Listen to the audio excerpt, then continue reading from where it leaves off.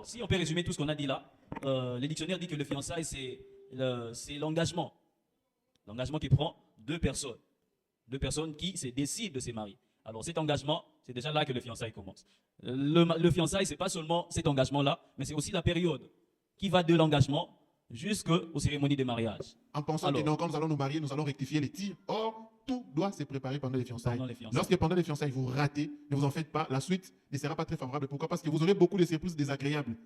Or, c'est pendant les fiançailles que vous devez vous découvrir. C'est pendant les fiançailles que vous devez vous connaître. C'est pendant les fiançailles déjà où vous devez mettre les points sur les i, la religion, les habitudes, les besoins, les envies, l'entourage. Tout ça, c'est pendant les fiançailles. Vous n'allez pas dire non, ce sont mes amis, quand je vais me marier, je vais rompre notre relation, ou bien je vais changer. Non, c'est pendant les fiançailles que vous devez prendre les responsabilités et voir là où vous allez. Parce que quand nous prenons à la légère les fiançailles, avec espoir que lorsque nous serons dans le mariage, c'est en ce moment-là que nous allons mettre les choses au sérieux, là pratiquement nous nous trompons. Parce que souvent, ce sont des surprises désagréables qui nous arrivent. Or, quand vous entrez dans ce cycle de mariage, vous n'avez pas dans votre tête l'idée de vous arrêter quelque part. Comme on le dit toujours, jusqu'à ce que la mort nous sépare. Or, quand vous dites jusqu'à ce que la mort nous sépare, vous ne savez pas, Dieu vous garde combien de temps de vie ensemble. Vous pouvez faire 10 ans, 15 ans, 20 ans, 30 ans, 50 ans, ça dépend de votre chance. Alors imaginez-vous seulement 50 ans de malheur, 50 ans de souffrance, 50 ans d'incompréhension. Merci beaucoup, docteur, merci beaucoup. Donc, pour le choix,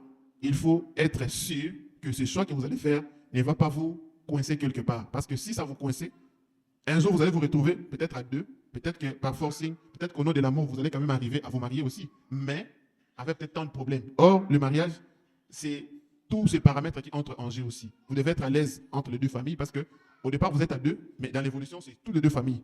Donc, une famille, vous voulez faire le choix, ne vous dites pas, je l'aime, elle est belle, elle me plaît, je me limite par là. Non. Vous risquerez de vous retrouver coincé par les paramètres socio-économiques, par les paramètres culturels, par le paramètre religieux. Et comme je l'ai dit au départ, là, il y a des familles où chez eux, si vous n'êtes pas de telle religion, vous ne venez pas. Et ça pose déjà problème. Alors, lorsque vous êtes devant un choix, donc, ça veut dire que vous avez plusieurs choses à choisir, mais vous devez choisir une personne. Donc, en ce moment-là, vous ne devez pas être trop superficiel. Tenez compte de tout le paramètre pour qu'un paramètre ne puisse pas être pratiquement, ne puisse pas vous bloquer.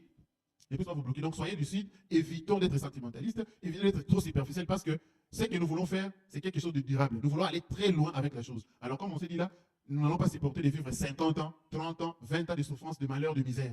Donc, pour ne pas en arriver là, nous devons nous préparer, nous devons être lucides, mettre les sentiments de côté. Et en plus de cela, nous devons aimer à chercher à être conseillés, demander des conseils chez les aînés, chercher à savoir comment ça se passe, connaître les rouages, même dans les familles. Aller voir les adultes, nos oncles, tantes. Apparemment, moi, je commence déjà à me préparer pour choisir comment je peux faire. Bref, écoutez quand même ces vieilles personnes-là, ce qu'ils vont te dire, et capitaliser tout ça. De ne pas être, comme nous l'avions dit là, vous avez déjà choisi. L'oncle, vous l'appelez. Oncle, moi je me marie au mois de novembre.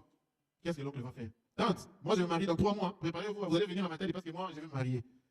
Et la famille ne va que accepter. Mais les réalités maintenant, c'est là où ça devient compliqué parce que comme j'ai donné l'exemple là, d'autres vous diront, ah, nous, comme tu nous as appelés, bon, on a seulement accepté, mais c'est une famille que moi je connaissais il y a 20 ans. C'est pas une bonne famille. Mais comme vous étiez déjà là en train d'avancer, on ne voulait pas intervenir, peut-être que vous allez mal interpréter. Et là, ça devient dangereux parce que quand ça arrive à ce point-là, ça veut dire que le départ n'a pas été bien. Nous avons donné l'exemple de la fondation. Les choses doivent être préparées dès le départ. Mais la préparation personnelle de façon séparée est très importante. Un homme bien préparé, une femme bien préparée, quand vous vous rencontrez, vous allez l'appeler âme sœur. Parce que tout ce que vous faites va dans l'harmonie. Mais si ce n'est pas préparé, c'est parce que bon, on a été attiré et qu'à la fin, vous vous rendez compte que normalement, ce n'est pas la bonne personne. Conséquence, allez dans les tribunaux, vous allez voir les taux de divorce très élevés. Les gens qui ne se supportent pas en moins d'une année de mariage. Alors qu'ils ont été fiancés. Donc ça prouve que pendant les fiançailles-là, les choses n'étaient pas préparées. Ce n'était pas des fiançailles au vrai sens du terme. C'était juste des rencontres. Et puis après, on se dit, bon, on s'est marié. Ok, on a l'argent. Allez, allons nous marier. Et puis vous vous mariez. Et quand vous arrivez dans les foyers, ça ne marche pas. Or, l'idéal dans le mariage, c'est d'aller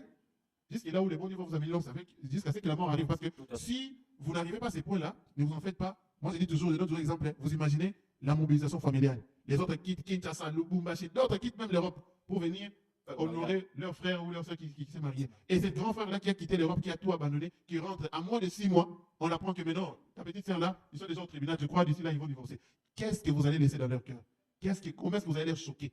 Les pasteurs, les accompagnants, les frères, les amis, les proches, qui se sont déplacés, qui sont venus là pour vous soutenir, mais à moins d'une année, vous allez rompre votre chose. Pourquoi? Parce que vous avez négligé les fondements, la fondation. Il y a d'autres éléments, vous allez dire, ah non, il va changer. Ça, non, comme ça va à la maison, en tout cas, ça, je dois.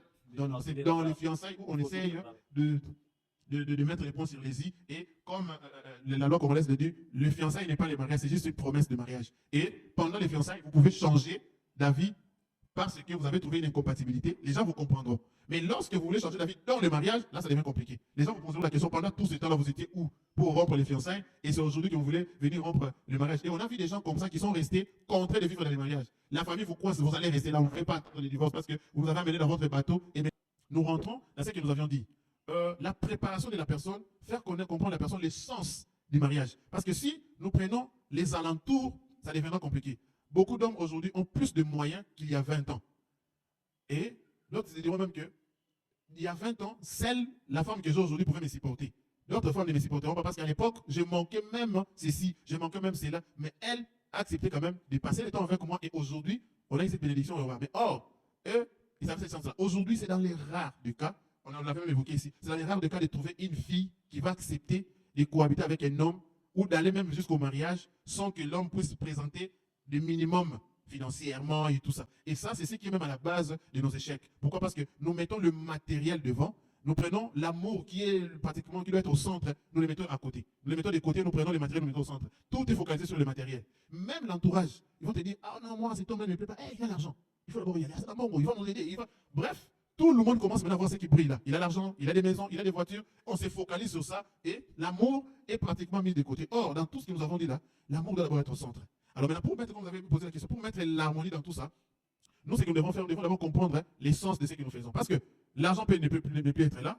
C'est à ce moment-là que vous allez voir que l'amour est parti. Mais si l'amour a préexisté et que l'argent est venu après, même si l'argent partait, l'amour ne va pas changer. Parce que l'amour, en fait, c'est quelque chose d'abstrait que l'on ne peut pas toucher, qui est au fond de vous et tout ça. Lorsque vous aspirez déjà avec amour, vous avancez avec amour, l'argent, les maisons et tout ça, ce sont des ajouts pratiquement qui vont venir couronner peut-être vos efforts. Mais aujourd'hui, vous avez des racines qui vont aller partout. L'argent, on peut en avoir beaucoup aujourd'hui et en manquer demain. On peut tout manquer aujourd'hui et avoir tout demain. Mais l'amour reste inchangé. C'est la même chose. Ça ne va pas être influencé par quoi que ce soit. Mais pour atteindre ces niveaux-là où l'amour reste statique, sans bouger, devant vase et marée, c'est là où le grand travail à faire. Parce que